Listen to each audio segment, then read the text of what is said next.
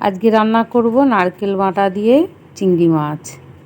চিংড়ি মাছগুলোকে আমি ভালোভাবে ধুয়ে পরিষ্কার করে লবণ মেখে রেখে দিয়েছি। সর্ষে, লঙ্কা, সাদা সর্ষে, একটুখানি আদা আমি বেটে নিয়েছি শিলে। তারপরে তেলের মধ্যে মাছগুলোকে ভেজে নিলাম। হলুদ দিইনি গো, লবণ তো দেওয়াই আছে।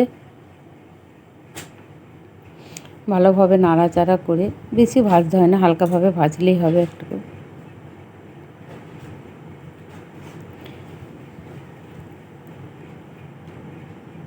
তারপরে তুলে নিচ্ছি, ভাজা হয়ে গিয়েছে।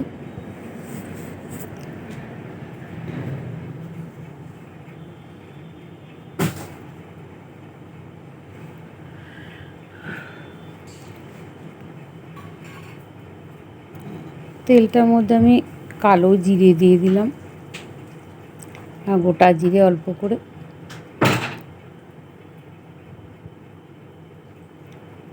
গ্যাসের ফ্লেমটা একটু জোরে দিলাম, তেল মানে কম আছে। এবারে যে বাটা মশলাটা ছিল সেই মশলাটাকেও আমি দিয়ে দিলাম।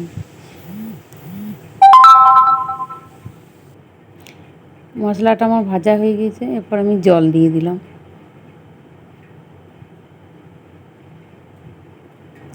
প্রয়োজন মতো লবণটা দিলাম, মাছে অল্প লবণ আছে দেওয়া।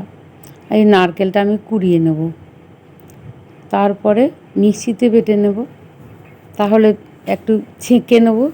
তারপরে যে জুসটা বেরোবে এই জুসটা আমি দিয়ে দেবো। এটা আমি পেস্ট করে নিচ্ছি, সব দিয়ে নিয়ে কালো কালো বেরিয়ে যাবে বলে আমি দিইনি গো।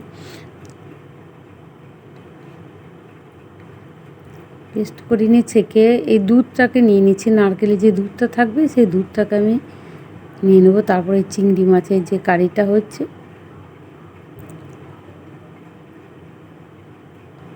এইভাবে বন্ধুরা রান্না করে দেখবে, খুব সুন্দর লাগবে খেতে।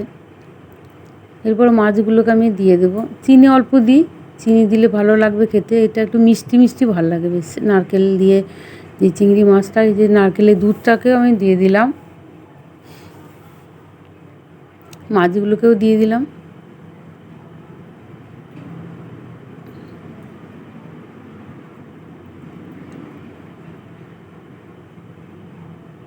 একটু ফুটে এলেই নামিয়ে দেবো। অনেকে একটু ঝোল ঝোলও রাখতে পারো, আবার একটু গায়ে গায়ে লাগা লাগাও করে খেতে পারে, যে যেমনভাবে খেতে পারবে। আমি একটু গায়ে গায়ে লাগিয়ে দিয়েছি। 1 চামচ আর একটু বেশি আমি ঘি দিয়ে নামিয়ে দেবো।